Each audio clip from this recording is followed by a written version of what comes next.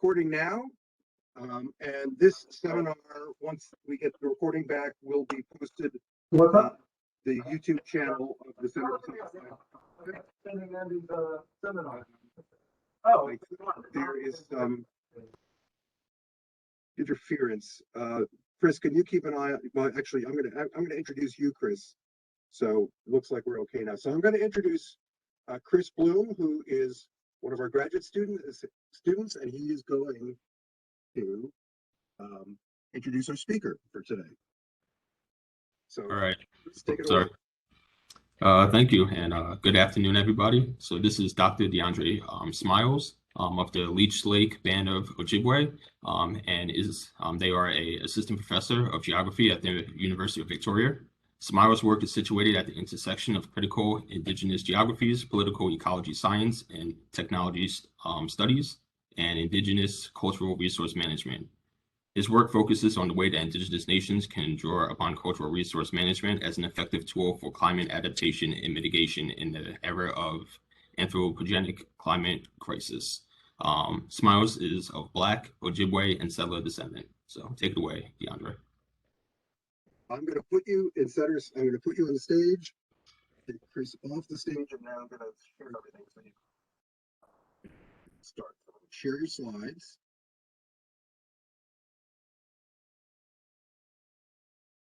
We're going to go into full screen mode. Let's make sure that they are visible to the audience. Okay. Can people see the full screen mode of the slides there? All right, Deondre, the floor is yours. Thank you. Thank you so much, Dr. Miller. Thank you so much, Chris, for the wonderful introduction. So good morning, or I guess now on the East Coast, it is afternoon time, it is lunchtime, but here in Victoria, BC, here on the West Coast, it is just a little after 9 in the morning. My name is Dr. Deondre Smiles. I go by the pronouns he and him, as well as the gender-neutral Ojibwe personal pronoun we. I am a citizen of the Leech Lake Band of Ojibwe.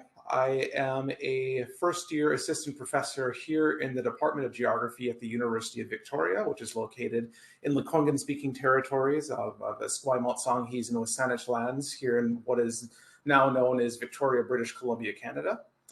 It's a pleasure to be presenting to you all today. I assume in normal circumstances, and by normal I mean non-pandemic circumstances, it would be a privilege to visit you all in Baltimore, a wonderful city that I've been to a couple of times. But things being as they are, we'll have to do it virtually, which is perfectly all right. It makes it a lot easier to be able to present to some place 2,500 miles away. So very glad to be with you all. My talk is entitled Geographic Indigenous Futures, and I'm going to be doing something here that I normally warn my students against, which is trying to take you through the arc of what it might look like for Indigenous nations and Indigenous communities and Indigenous peoples to shape their geographical futures in about 45 or 50 minutes. Really, a proper treatment of this would probably take a semester or two worth of seminars to go through this, but we just have this brief time together today, and so I will do the best that I can. But before I get started with that, I tend to enjoy telling stories. My students, if you ask them, I pepper my lectures with personal anecdotes and personal connections to stories, and I go off on tangents and things like that. I will avoid going off on tangents today, but there is a very, very important story to tell, which is, well, how did I come to geography in the first place? Next slide, please.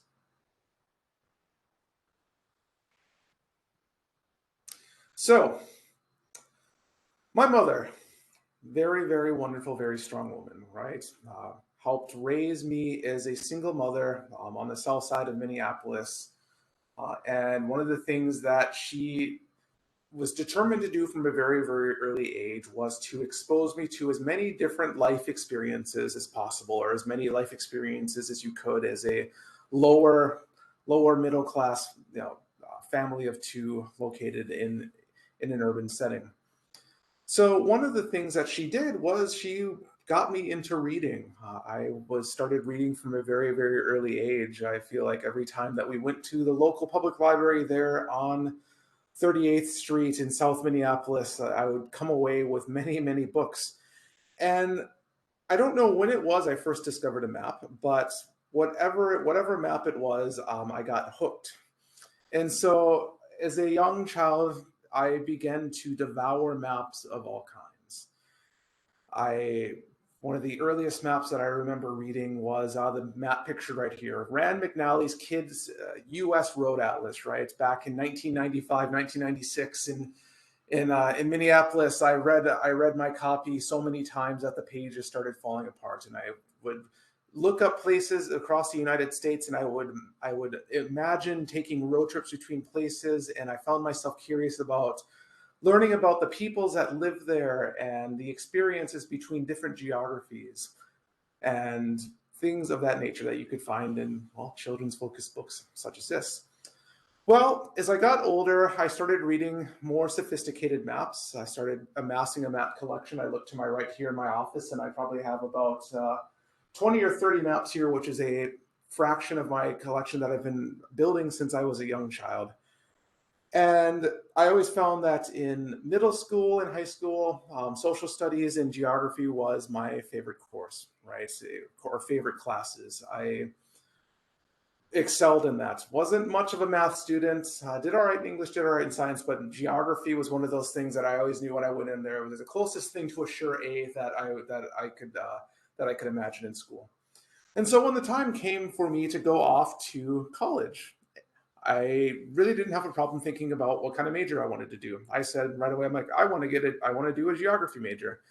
And so I went off to a medium-sized state university, actually probably about the same size as UMBC, about like 15 to 17,000 students, called St. Cloud State University in central Minnesota. And I started a geography degree. And I went through it, and I had trouble thinking about, well, what is it that I want to do with a geography degree? What is it that one does with a geography degree, right? Probably something that the faculty in the presentation today probably get asked by students all the time. When I go through, after I graduate with this bachelor's degree in geography, what can I do to make sure that I'm getting gainfully employed? And I cycled through different things. At one point, I wanted to be a cartographer. At one point, I wanted to be a surveyor. And it really didn't solidify, as far as my future plans until my second and third year at university. And two things happened. One thing was that I discovered that I actually really, really enjoyed the educational process at the university. I enjoyed being part of a community of scholars and community members that were gathered together to learn from one another and teach one another. I learned this lesson partially through my German professor scolding me for skipping too many classes and telling me, Deondre, you're smart enough that you could be a professor one day. And then it was like a light bulb went off. I said, you know what? That's a great idea. I will try to turn my academic career around, and I will go on and get my master's and my PhD, and I will become a geography professor. But then the next question came up. Well, what do I want to teach, right? And the answer to that came about a year after that conversation when we went on a spring break service trip through my school's American Indian Center. Next slide, please. That trip brought us to the Northern Cheyenne Nation in Montana and the Northern Cheyenne Reservation. And we spent a week out there working with children at the Boys and Girls Club and talking with community members and learning about the Northern Cheyenne and their history. And a group of elders told us a story about how the Northern Cheyenne had been relocated in the mid-19th century from their homelands in Montana down to Oklahoma. And they were kept on a reservation, essentially in open air captivity there. But they yearned for their homelands, for the mountains of their homelands, and for their familiar surroundings. And that desire to return was so strong that several bands of the Northern Cheyenne essentially left the reservation and were pursued by the U.S. Army all the way up to Montana, where they fought a series of battles in order to be able to stay in their homelands. And as a result, the reservation was established where it is today. And something really stood out to me in that story. The fact that this nation was so dedicated to their homelands and so dedicated to the lands that they would escape and literally be chased by cavalry and armed soldiers and resist against them in order to be able to stay here was super powerful. And that love and desire for the land continued to the present day. The elders and community members talked about the facts that companies had been trying to get them to allow mining of coal deposits on the reservations for decades. And the Northern Cheyenne community, a large majority of them said, no, we know that coal mining could lift us out of poverty overnight if we really, really wanted it to. But what good is being lifted out of poverty if the land that we're so dedicated to and that we love so dearly gets torn apart as a result of that? What kinds of short-term financial gains can possibly replace our long-term relationship with the land? And then that was a second light bulb moment where I decided, well, I want to bring together Indigenous viewpoints and Indigenous histories and worldviews into conversation with geography. And so I went off and did a master's degree at the University of Minnesota Duluth in global Indigenous studies. Building towards this, I got a PhD in geography from Ohio State and wrote a dissertation about Indigenous critical geographies and grave protection. And through this process, I realized that, hey, there's a whole lot of other folks that are interested in this kind of work, right? And so I've been very fortunate to be part of this broader community and to do this sort of work. And so I tell this story to foreground where I'm going to be going next, which is to speak about the different spatial processes that interact with Indigenous peoples and the environment. Next slide, please.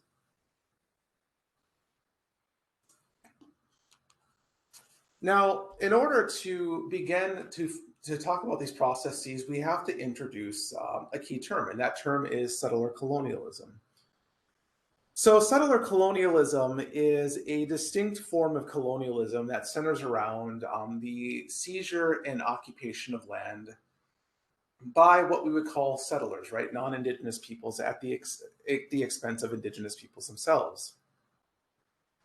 So this has been theorized for a long time as being distinct from what we call franchise colonialism, or more, quote, classical colonialism that we understand in context, such as the European scramble for Africa and colonization in the Pacific and in Asia and in South America or Latin America or other places.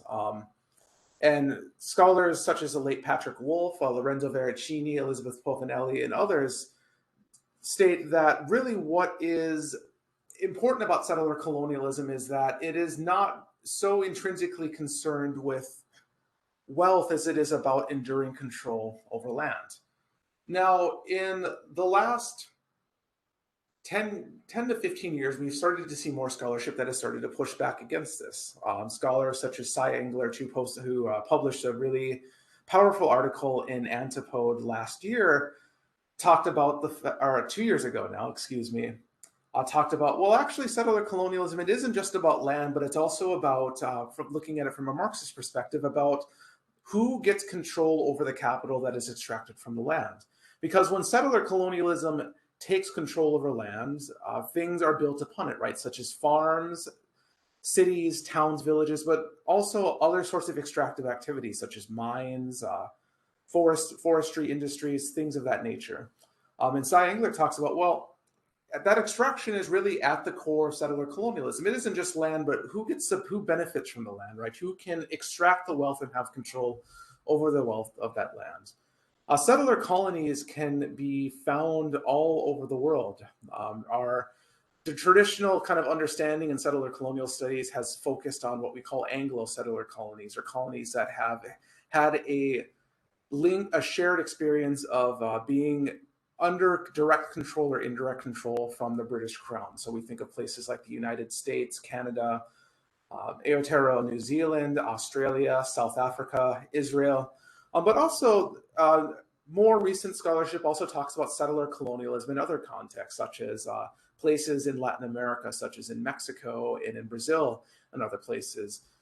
The histories and the origins of the settler colonies is thus not quite as important as it is to understand the relationships between the parties that are engaging in contestations over space, which are settlers themselves and Indigenous peoples. And in the vein of recent scholars like Tiffany Lethabo King, also bringing in other parties that are intrinsically tied into these dynamics, such as in the context of the United States, former Black slaves. So settler colonialism, as Patrick Wolfe famously has stated, is a structure, not an event. And what he means by that, what people mean about that when they describe settler colonialism, is they say, well, there is a moment where settler colonialism begins, right? There is that moment of colonization, but settler colonialism has a open-ended future in its logics, right? There is no point where settler colonists will say, okay, we've gotten about as much as we need to out of the land. Let's pack up and let's head back to Europe, right? Settler colonialism is chiefly interested in making sure that it exists in perpetuity, right? That it extends into the future. And it does that through eliminating Indigenous presence upon the land. And so the picture on the left-hand side of the slide here is a famous painting called Manifest Destiny. And it is probably one of the best personifications of the logics of how settler colonialism proceeded in the United States. And so you see there an angelic figure that represents manifest destiny. It has like this almost kind of religious kind of importance placed upon it, right? Which speaks to that the oftentimes very Christian-based logics of settler colonialism, that colonists had the God-given mission to bring civilization and to extend control over land.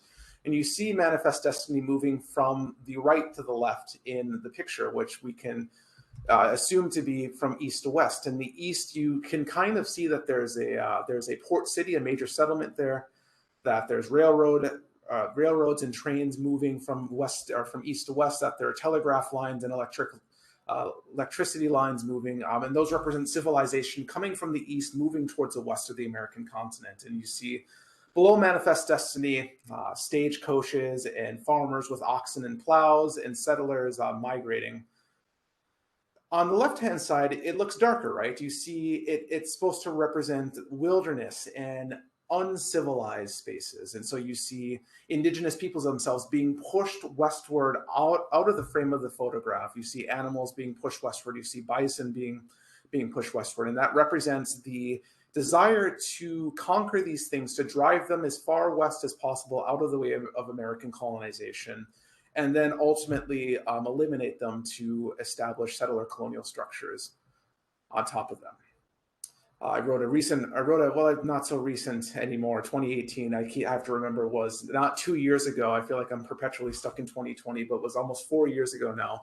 I wrote an article in Geoforum that actually talks more about settler structures, where I say, well, you know, it's not just settler colonialism is a structure, that there are actually a variety of settler colonial structures, governmental and social, that can articulate themselves and re-articulate themselves at will to subjugate indigeneity.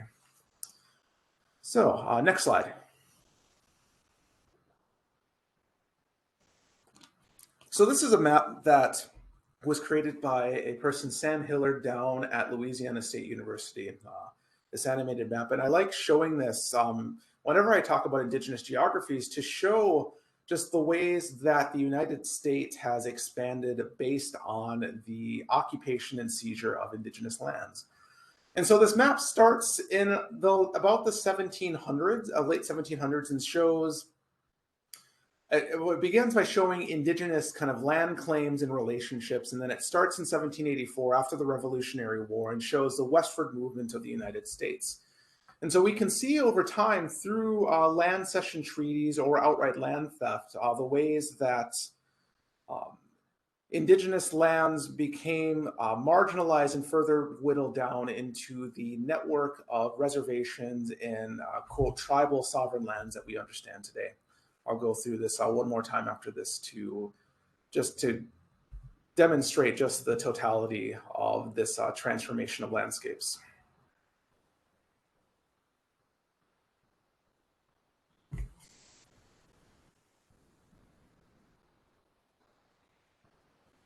Next slide, please.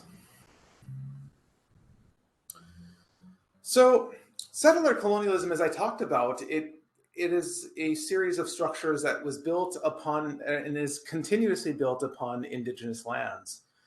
And part of the way that it functioned through this change of landscapes is through environmental means. And so as colonists moved across the United States and moved across Canada and other places, they affected these widespread changes to landscapes. They created farms, right? They created sedentary agriculture, or in their minds, what they viewed to be sedentary agriculture, because historians talk about the fact that, well, indigenous nations were not all nomadic as settler colonists often thought that they were, that many of them had very robust systems of agriculture, but those things were either built over figuratively by settlers or were stolen and reshaped into being settler-based agriculture. These creation of farms, the extraction of natural resources such as cutting down of trees, mining of gold and silver and iron ore and other sorts of natural extraction of natural resources, and the overhunting of animals. One of the most egregious examples of this was the campaign to essentially exterminate bison from the Great Plains in the United States. The idea being that if bison were eliminated, then nations such as the Dakota and the Lakota and other groups that relied on the bison as a food source would then be forced to become more sedentary and stay on one place, aka stay within the reservations that they were supposed to be housed within as part of these land cession treaties. This happened in a historical context, but it also happened in the modern day, right? One of the most frequent conversational topics that comes up in public discourse nowadays when we think about Indigenous peoples in the United States and Canada is these contestations over extractive industries such as, well, ongoing mining, pipeline development. One of the biggest things, of course, that we understand is the current fight in places like Minnesota over pipelines, such as Enbridge's Line 3, and before that in North Dakota over the Dakota Access Pipeline.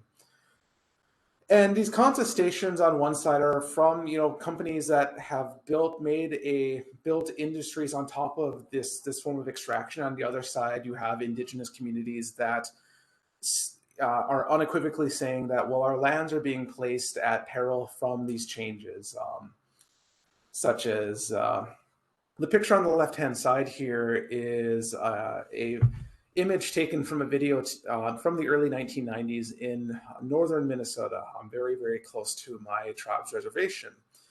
And what's significant about this picture and really about this video is it is a documentation of what we understand to be the largest inland oil spill in American history. Enbridge's Line 3, which runs right through the heart of northern Minnesota, has sprung a number of leaks over the several decades that it's been in operation. And one of the most notable leaks was in 1991, where a leak really ended up in the release of millions of gallons of oil being spilled on top of a tributary of the Mississippi River. And the fortunate thing about this was that it was in the middle of winter, and that tributary happened to be covered with ice, which is normal for bodies of water in northern Minnesota at that time of year. And it was really fortunate because the oil settled on top of the ice and it was able to be cleaned up more easily. If it had been summer and this would have happened, oil would have gotten into the river. It would have spread down to the Mississippi River, which is located only a few miles away from this tributary, and it would have contaminated the water source for millions of Minnesotans and Midwesterners there in the United States. Next slide, please. Another example that is often talked about is the struggle of Southwestern nations such as the Navajo Nation to deal with the legacy of uranium mining on their reservations. As part of the nuclear age, the United States desired domestic sources of uranium for our nuclear weapons program and nuclear energy program, and nations such as the Navajo Nation and the Hopi Nation and other nations happen to be home to some of the most extensive uranium deposits in the United States. And so from a process from the late 1940s to the 1970s and onwards, these mines were in operation. And when they were done mining, these companies would just simply abandon the mines, that they would stop and they would leave the mines sitting like is pictured here. The problem with that is that it exposes the landscape and the environment to contamination, but also it exposes people to contamination. Many Navajo and other indigenous peoples there in the Southwest worked in these mines and were did so with little to no protective equipment and have dealt with the enduring health effects, such as increases in certain rates of cancers and other poor health outcomes as a result of these leftover uranium mines on their sovereign territories. Next slide, please. Another example to bring you again back a little bit closer to home, or at least where I'm from in Minnesota. On the picture here is the Prairie Island Nuclear Power Plant, which is located about 50 miles southeast of the Twin Cities of Minneapolis and St. Paul. So when they built this nuclear power plant in the 1970s, there were a couple of geographical attributes of this location that made it desirable to Northern States Power, or the company that built this. One of them being that it was located next to the Mississippi River, and so the waters from the river could cool down the nuclear reactor. Nuclear reactors generally need access to a source of water to make sure that it can cool itself and not go critical. But also, it was located in a space that they viewed as not putting communities particularly at risk. At the time, the nearest city was probably about 5 to 6 miles away. The idea was that, if there ever was a potential for an accident, that it won't affect a lot of people. Except for the fact that to the left of the picture that isn't shown, there is a indigenous community right next to the power plant. The Prairie Island Dakota community lives within sight of the nuclear power plant. As a matter of fact, their main child care center was at one point about 600 yards away from the exterior perimeter of the power plant. So coming from the Midwest, one of the things that we often think about when people bring up the nursery rhyme, April showers bring May flowers, we also think, well, April showers bring May flooding, right? When increased rainfall and melting snow leads to increased water levels along rivers and creeks all across the Midwest. The Mississippi River is no stranger to that. Prairie Island, the nuclear power plant, happens to sit within a floodplain, and the fear is that if there was what they call a 500-year flood, or a flood that is destructive but extremely rare, that would possibly come about once every 500 years.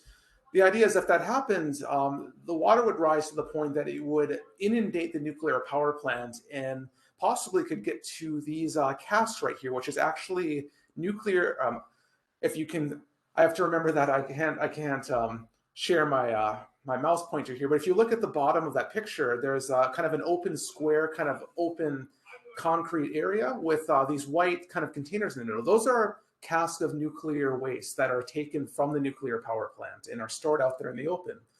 And the fear has been for a long time, well, if that 500-year flood hits, those casks could get swept up and swept back into the Mississippi River, and they could be submerged. And what happens if they crack open, right? Theoretically, they should be able to withstand these such things, but who's to say what might happen if a cast accidentally opens up and contaminates the Mississippi River watershed with radioactivity? Next slide, please.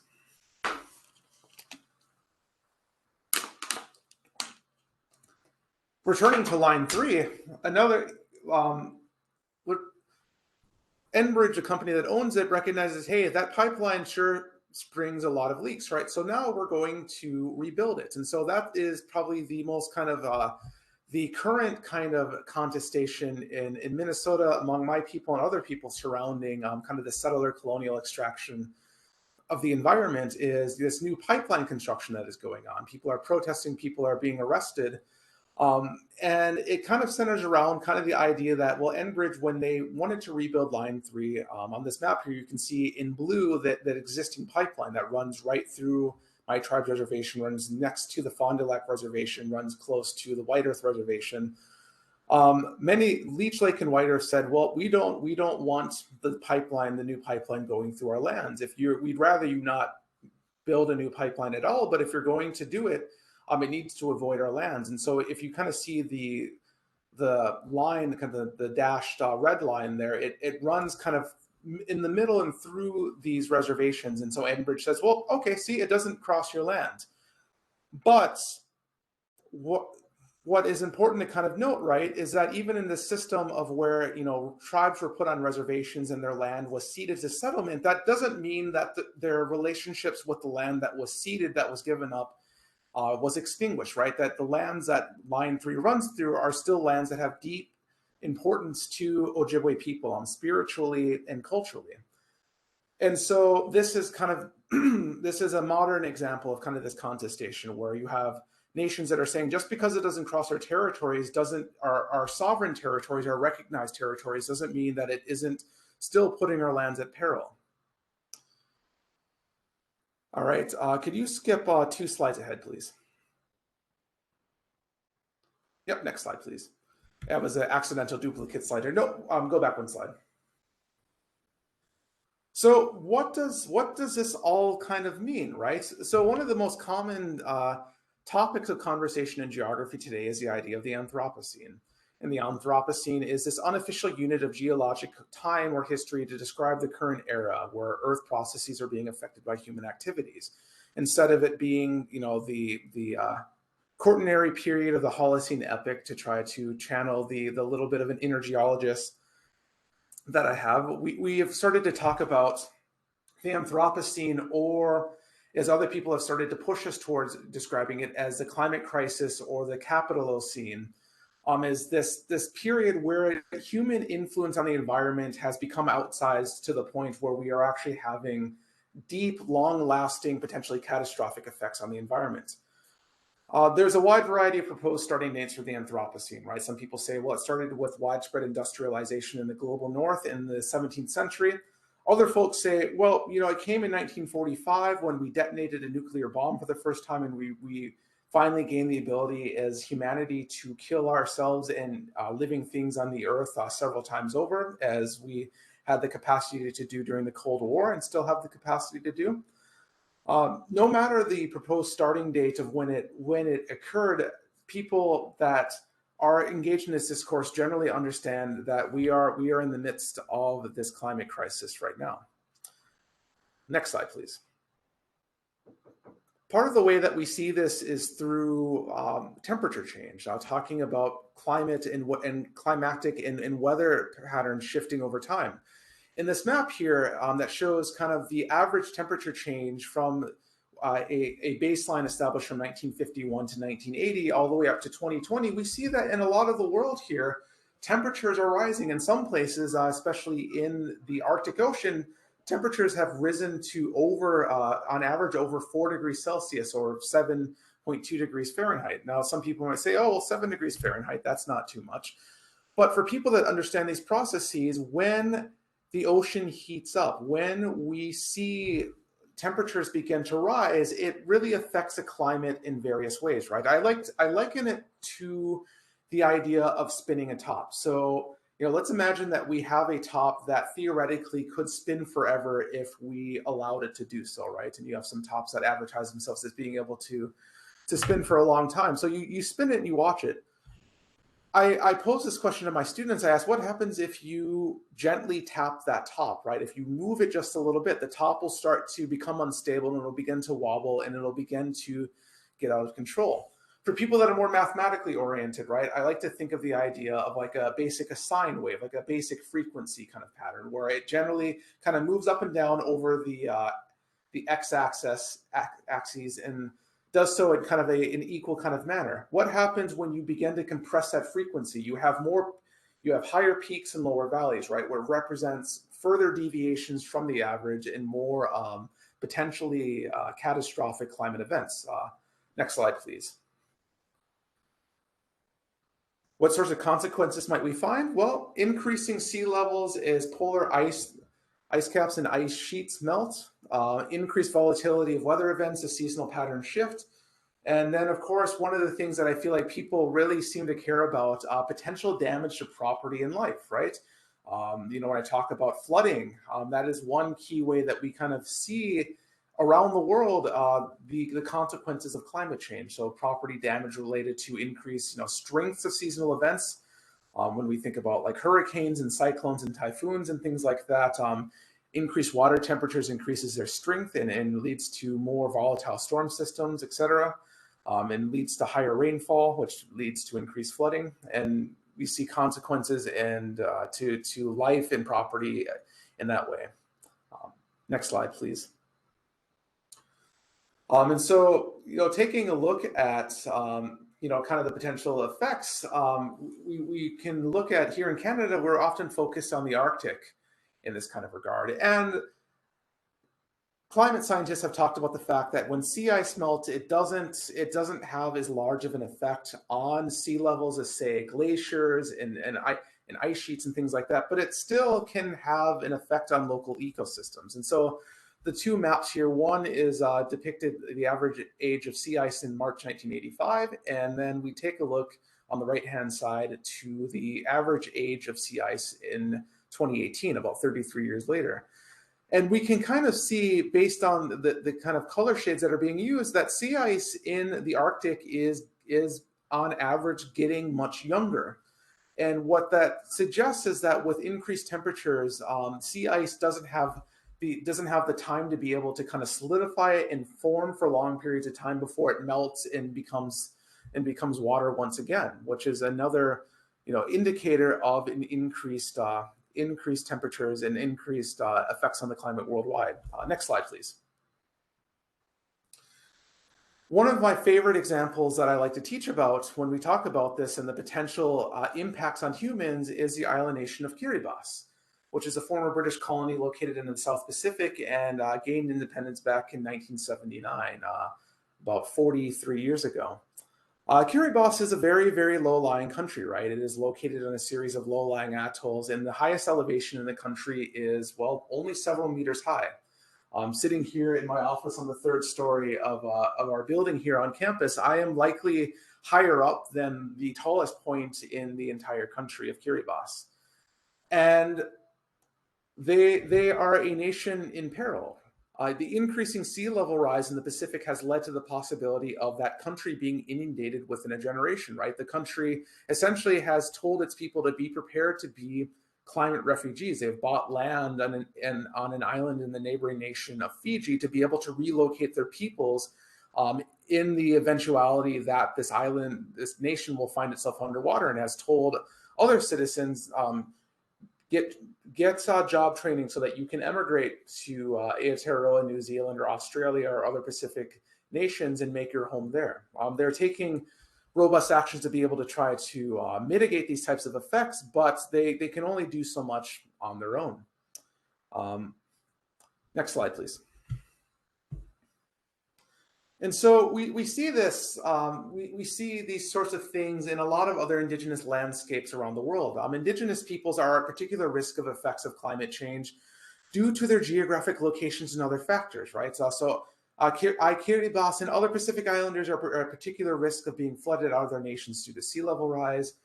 Other peoples, like peoples in the Arctic, Inuits, communities and other northern communities that are facing consequences of decreased ice cover and their effects on food sources and in cultural activities. And the list kind of goes on and on. And we also have seen in the Anthropocene and the climate crisis kind of this increased attention in settler circles about the potential effects, right? I remember back in 2012 when we were talking about the end of the Mayan calendar and the potential end of the world, and this proliferation of all this movies and TV shows and all of these things about, well, what happens when the world ends, right? And in an era of climate crisis that has picked up speed, this is at the forefront of conversations today. Well, how do we slow down this impending doomsday event, right? Where our cities and places will become flooded and that life on Earth will change as we know it. What are we going to do? We're possibly doomed. Next slide, please. Well, if you ask Indigenous peoples, they'll say, it's just another apocalypse to us, right? According to scholars such as Kyle White and other Indigenous scholars, Indigenous nations have already faced apocalypses, world-ending events, multiple times via processes of colonialism and colonial harms. And what they say is, they say, well, it's not time to panic yet. We Indigenous communities, we haven't panicked about this sort of thing. We've, even in the face of these apocalypses, we're still here today. And you might learn something from the ways that we've faced these sorts of things. You might be able to take a look at the ways that we've contended with these apocalypses and use them as potential models to how to contend with climate crisis. Next slide, please. So part of that is, well, through Indigenous responses to climate crisis. And so we can take a look at models of adaptation and mitigation. Indigenous nations mitigating the effects of climate crisis that can be mitigated, and in the cases where they can't be mitigated, where they can't be stopped or potentially reversed, learning how to adapt to these sorts of things, right? And these forms of adaptation and mitigation are often based around cultural frameworks and centered around the continuance and resurgence of cultural and political sovereignty. One of the things that oftentimes when we think about Indigenous responses to climate crisis, one of the most common things that people associate it with is, oh, well, pipeline protests and other forms of kind of very, very performative activism. And in my own research, as well as the very real actions that communities are taking, as well as the way that other scholars are analyzing this, we say that, well, actually, these responses are a lot more than just protests, right? It's not just Native people going out there and causing problems and protesting and getting arrested, right? That some of these models of adaptation and mitigation go so much further than protest and what settler society characterizes as protest and resistance. Next slide, please. And so part of this comes to, well, environmental protection, the increased monitoring of the effects of climate change by Indigenous nations. Some of the best climate scientists in the world come out of Indigenous communities and are people that may not even have PhDs in the field, right? Community members that are monitoring these effects, the preservation of animals and plants that are important to Indigenous nations, and then even like as a form of adaptation, right? In the case where they can't preserve these species, the introduction of alternative species as a replacement for these animals and plants that are rapidly disappearing. So one example here is actually the bison. One tribal nation in particular in northern Minnesota has relied on a long time for moose as a source of food, right? But with increasing temperatures and the increasing northward movement of predators of moose, moose are moving north into Canada, and it's no longer is easy to be able to access them as it once was for this nation. And so the nation says, well, what do we do? And somebody says, well, bison are large hooved mammals, right? Like moose. Why don't we introduce a herd of bison onto the reservation, and we can tend those and we can use that as a source of food, right? It's not as easy for us to get a moose anymore. Why don't we just get something that's just like a moose, and we can still continue to practice these traditional cultural activities that we have done since time immemorial. And so bison is one example of this. And I could go on and on. This could be a seminar series on its own about on different modes of Indigenous environmental protection. But the takeaway that we should view from this is, well, Indigenous nations are getting busy to help maintain their environments and to ensure that their political and cultural sovereignty, as well as their relationships with the environments around them, can endure to the present day. All right, next slide, please. So you're probably thinking, Deondre, you've been talking about settler colonialism and resource extraction here. What does geography have to do about this? Why should we care as geographers? Well, I say that we as geographers should actually care a lot, right? So geography is uniquely situated as a discipline, as a field to tackle questions of climate crisis. We are probably very, very well suited to do this type of work because we're at the intersection of the analysis of space, place, humans, and environment, right? Certain areas of geography actively engage with this work, like political ecology, human-environment interactions, and other related fields. Many geographers, in fact, including one of my favorite geographers in the whole world, Farhana Sultana, and others, do important work to tackle these questions. Because of this intersection and because of the ways that we tackle these sorts of things, many scholars are geographical, even if they don't know it. The book cover on the left-hand side, Max Lieberolm, who wrote the book Pollution is Colonialism, one of the best books that I've ever written, and is the They're the PI of the CLEAR Lab, the Civic Laboratory for Environmental Action and Research. I happen to be a member of that lab. Max Luberon does not have a PhD in geography, but they are a faculty member in a geography department up there at Memorial University of Newfoundland and Labrador, and they do work that engages with the environment. And so, you know, people might say, well, is Max Luberon a geographer? I'm like, hell yes, they're a geographer, right? I'm one of those people that I often view geography as being, you know, we always want to expand our great happy family, right? Bring more people into the fold. Next slide, please. So part of this is, and I don't mean to share this to insult our intelligence, right? Like, but really, you know, part of why we engage really kind of gets back to the heart of, well, what is geography? And so broadly defined, of course, we know geography is the study of place, space, and how it connects to the people, things, and concepts that tie these attributes together. Geography comes from the Greek term for describing the earth, geographia. It's one of the oldest disciplines in the world, right? And we have so many different methods and ways of doing geography that have risen and fallen in favor over time. But one of the darker legacies about geography that we contend with is oftentimes we have a colonial legacy of our own, right? Next slide, please.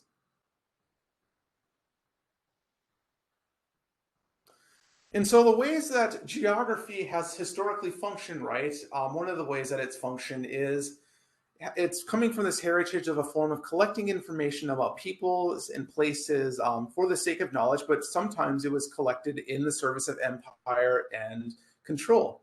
One of the most famous examples are the Geographic engineers, a group of geographers that accompanied Napoleon on his campaigns to conquer Europe, right? And cartographies and maps have functioned as a form of advancing empire throughout history. Part of this kind of comes through this dedication in our field to this form of this idea of objectivity, right? Upheld as a major part of Western geospatial knowledge production and the ability to make absolutes about spaces and the people that inhabit them, which leads to very troubling things in our past, right, such as environmental determinism and other things, like the ideas that, well, people's cultures and their ways of being are determined by their surroundings. Things that we dismiss now as, well, that's totally silly, but have things that are part of the heritage of our discipline. Next slide, please. And so, yeah, cartography and map making and other geographical tools have long been part of the settler, colonial, and imperial project. And you know, the fact that geography has, and the people that use it need to understand or categorize space for military or governance means, right? The ability to govern subjugated peoples. The map on the right-hand side of that slide there is governmental maps from South Africa about the creation of Bantustans, or places where Black South Africans were to be relocated, pushed out of broader South Africa so white South Africans could have control over the resources in the land in the country of South Africa during the apartheid period. Next slide, please. Even with the advent of geospatial technologies, right, the growth of tools such as GIS, it makes cartography and geography a lot easier, right? I mean, people rely on GIS a lot, and it's become a very ubiquitous part of modern society, but it also increases the potentials for harm to communities via the ways that these technologies can be used, right? Most faculty and probably a lot of the graduate students here have probably read about, well, the controversy in Oaxaca with the Bowman expeditions, right? And the ways that mapping data was taken out of indigenous communities and, well, shared with the foreign military office and the U.S. geospatial and intelligence community. Through all of these kinds of processes, right, we find that, well, indigenous mapping practices and geographies are oftentimes kind of pushed to the side. Anything that is not kind of based out of this objective ways of doing geography is kind of viewed as, well, supplemental and peripheral, right? It's something that's pushed off to the side. It's not taken seriously as a mode of inquiry. Next slide, please. And so I'm teaching a course on Indigenous geographies right now at UVic, and Indigenous geographies really are a really perfect counterpoint to this. And, well, what are Indigenous geographies? It's a way of thinking about space and place that are based in and center Indigenous worldviews and epistemologies. And Indigenous geographies can be found in virtually every area of geography, from broader areas of the field to smaller subfields. As a president of the Indigenous People Specialty Group of the American Association of Geographers, I can with confidence tell you that there are Indigenous geographers that engage with virtually every single corner of the discipline, right? And there are worldviews that engage with every single corner. It's kind of gotten to the point that one of my students asked, well, why do we call it Indigenous geographies, right? What would it look like for us to just view that as geography and view kind of other forms of geography as peripheral? And I'm like, that's a really, really good question. And that's part of what I seek to do in the work that I'm doing relating to geography in the current day. Next slide, please. So part of how we can really make room for Indigenous geographies and move beyond this kind of colonial heritage of our field is, well, one of the ways is to, well, look beyond the global north, right? Oftentimes when we talk about the Anthropocene, when we talk about environmental issues, when we talk about geographic issues, even when we talk about Indigenous issues within geography, we oftentimes focus, well, on the global north or the West. While this is really deeply important, right? Climate crisis is, well, it's global. And indigeneity is global as well. Indigenous peoples are not just in the US and Canada or the Pacific or other places, but they are located all over the world. And we are better served by bringing global voices into these conversations as well. So how does this look? Well, again, you have another hour because we can start to crack the surface of how these various actions might look. But before we wrap up, I want to kind of share with you some of the work that I'm doing to help kind of bring about this turn in geography. Next slide, please.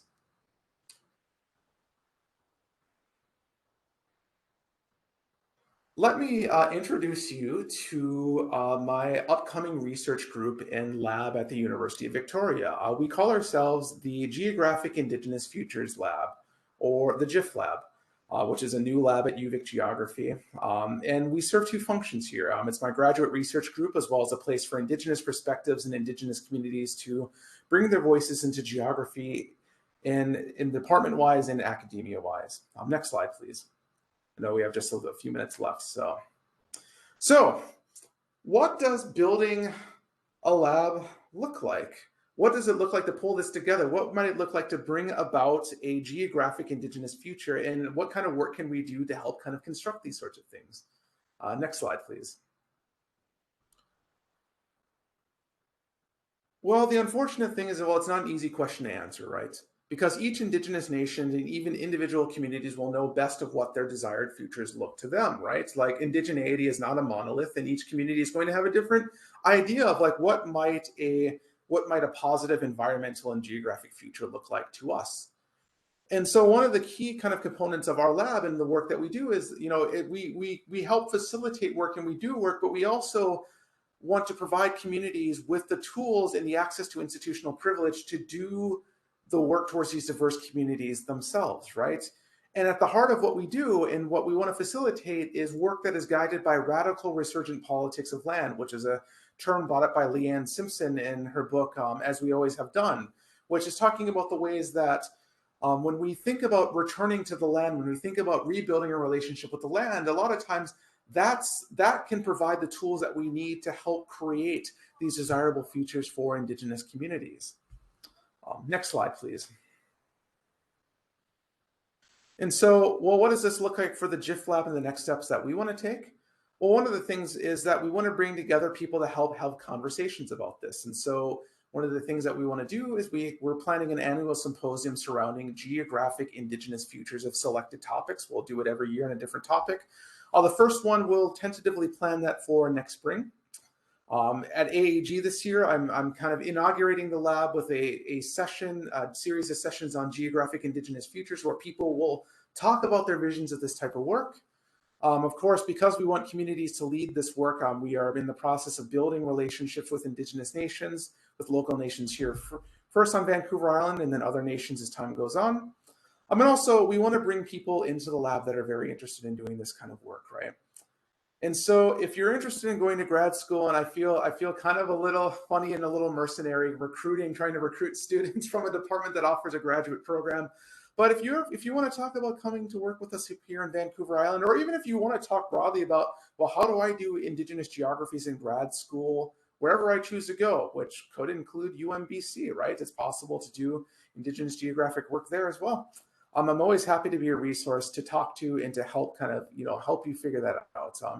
As somebody who, was really grateful for the Indigenous geographers that helped mentor me, like Chantel Richmond and Renee Puolani Lewis and Jay Johnson and Joe Brewer and others. I want to help serve as that resource as well. And I hope that our lab can serve as that resource for Indigenous students or students interested in Indigenous topics. Next slide. All right, so I've been talking here for a solid hour now. And so I want to wrap up. In my tribe's language, we don't have a word for goodbye, because we always feel that people will come back into our lives in ways that the Creator sees fit. And so instead of saying goodbye, we say, and I will say, miigwech gigawalpamin, which means thank you. I'll see you again soon, or I'll talk to you again soon. Here's my contact information here on the right-hand side. If you have any questions or ever want to be in contact with me, you can find me via email. You can find me on Twitter, both through my personal Twitter page as well as the GIF Lab's Twitter account. And I have a website too where you can learn more about the work that I'm doing. And so thank you all very, very much. I look forward to having questions if we have time for doing so. And thank you all very much for your time and allowing me to hold space with you all this morning. Thanks very much, Dr. Smiles, for a fascinating. I feel like we've got an introduction to just a corner of a huge body of knowledge that I think most of us are not that familiar with to this point. I know Maggie has had an interest in this for a while. So a lot of people have to leave because we are at 1 o'clock. But if you're able to stay around for a few minutes, and if there are people who have questions, please take the opportunity. I don't see a lot of questions. I don't see questions in the chat right now, but if anybody has anything they want to offer as a question or comment, please do so.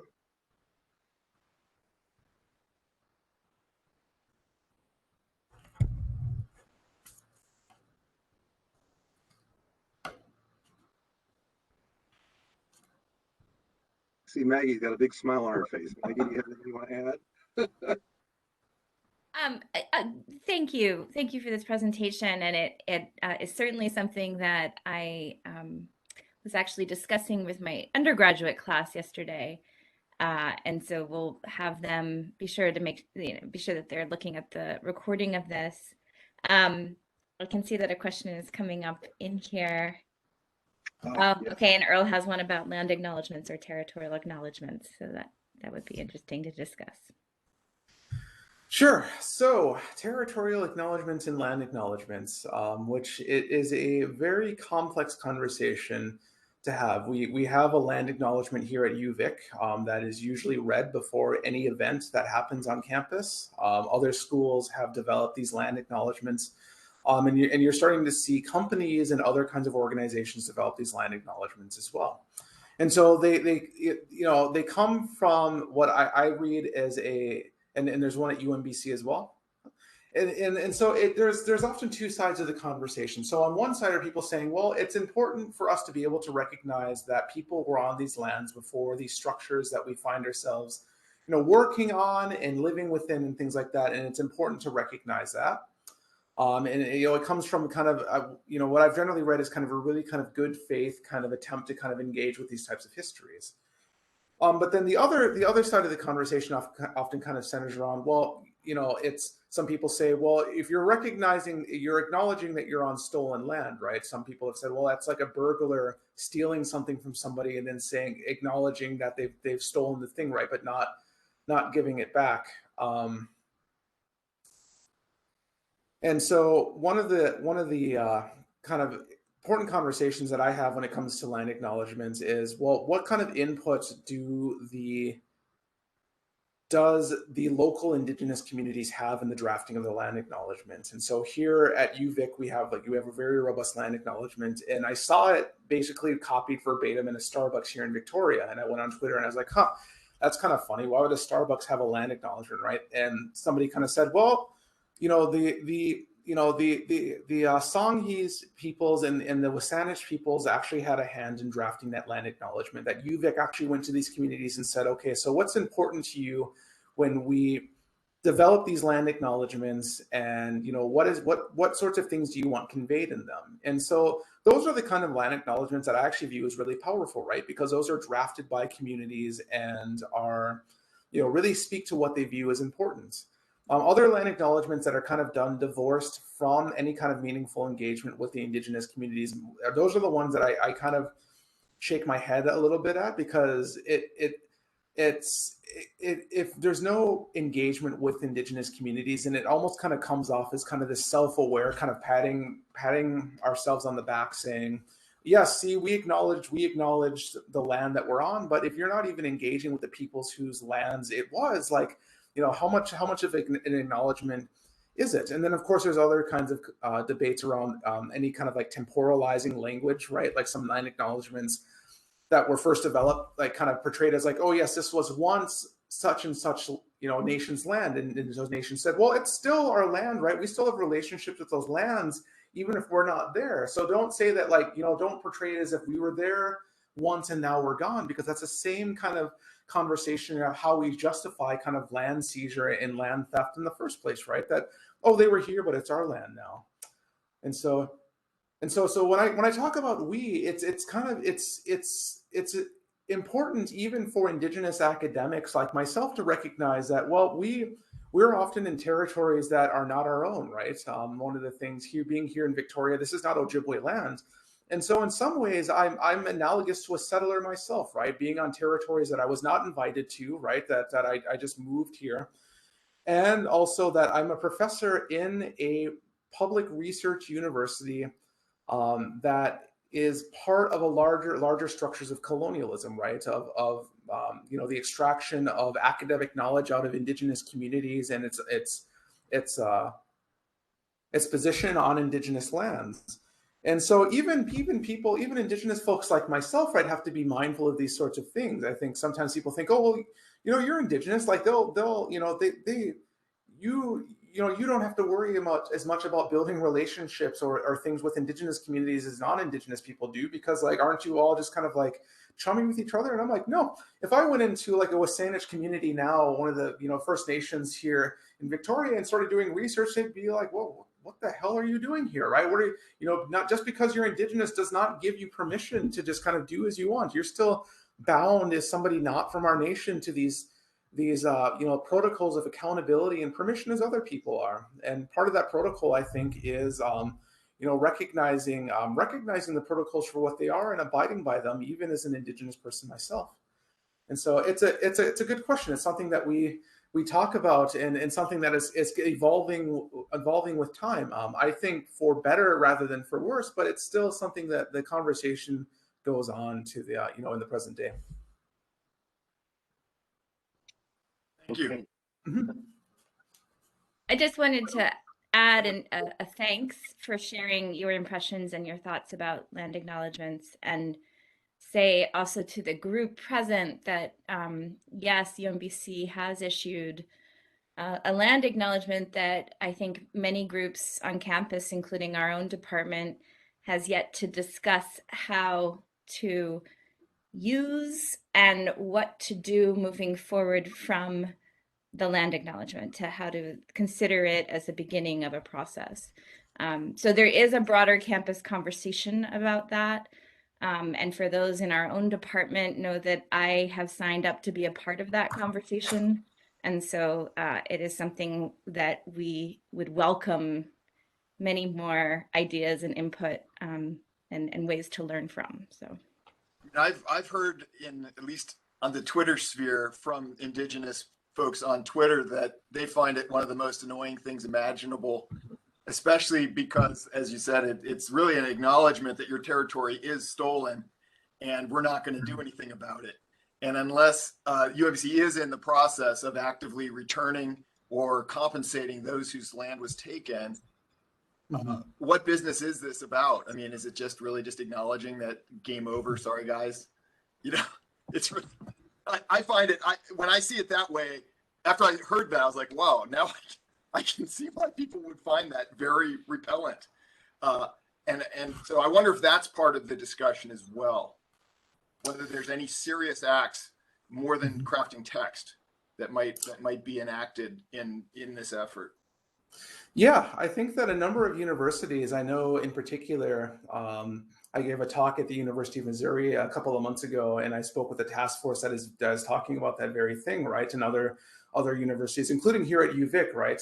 You know, obviously we're not perfect, but I feel like it's one of the more, it's one of the universities that is actually taking meaningful steps about, well, what would it look like for us to, you know, not just, you know, state this territory acknowledgement that, like, as you say, like some people get annoyed by it because it's almost become like this, like anytime you have an Indigenous event, you have to have a territory acknowledgement, and it becomes like, well, you know, people just kind of say it and don't think critically about what it means. Like, what does it mean to be on stolen land? What does it mean for people's to have ongoing relationships? And like, what can institutions like the university do to actually, you know, actually step up and address these kinds of issues?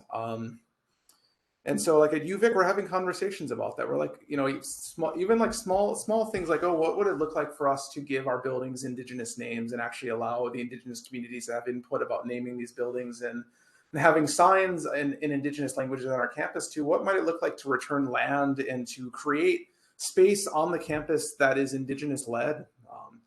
And sorts of things. And of course, you know, beyond just land and signs, I mean, also like money, right? Funding. One of the things is, well, what would it look like to put money back into communities that, you know, have contributed research and contributed students to the university? You know, what might it look like to create spaces for students?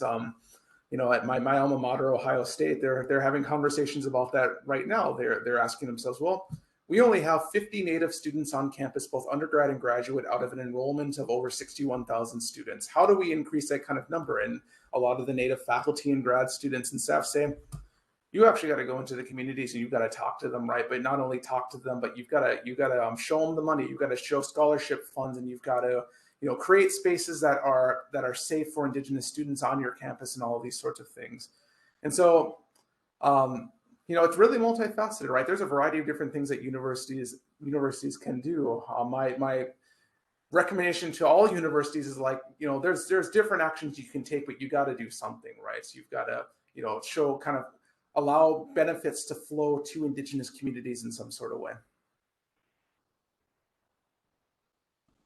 Okay, thanks so much. This has just been absolutely fascinating, and we will have it back and posted once the recording comes back on the website, on the YouTube channel, excuse me, of the Center for Social Science Scholarship. So we thank you, Dr. Smiles. I will send you the link when that comes through if you want to share it with anybody else. We look forward. I know a lot of our faculty and students are interested probably in pursuing these conversations further. So we really appreciate the benefit of everything you had to share with us today. No problem. Now.